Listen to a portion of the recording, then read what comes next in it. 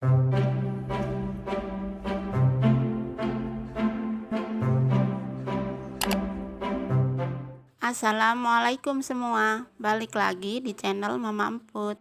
Kali ini Mama Emput mau ngebagiin resep es kopior jeruk. Rasanya beneran seger banget. Tapi sebelum masuk ke videonya, bagi yang sudah subscribe, saya ucapkan terima kasih, dan bagi yang belum, silahkan tekan tombol subscribe-nya.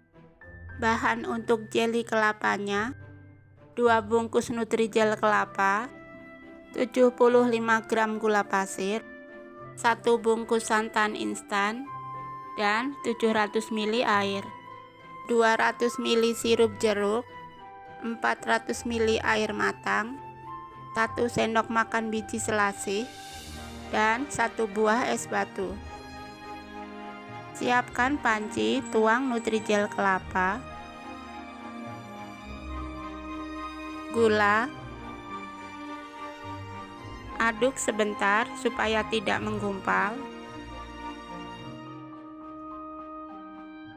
Lalu tuang santan dan air.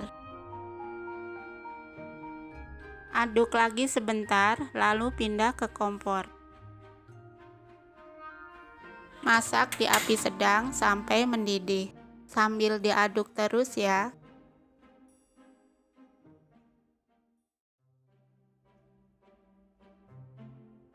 Jika sudah mendidih, matikan kompor dan angkat. Kemudian siapkan wadah berisi es batu, lalu sendokkan adonan ke atas es batu.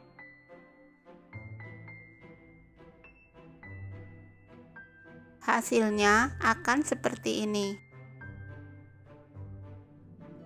Untuk biji selasihnya cukup diseduh aja ya.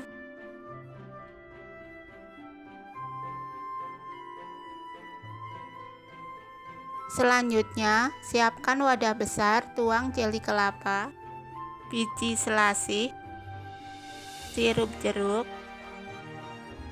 dan air. Lalu aduk sampai tercampur.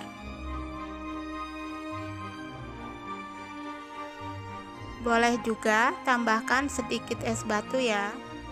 Dan es kopior jeruk siap disantap. Es ini rasanya beneran seger banget. Pakai sedikit bahan, tapi jadinya mewah banget ya.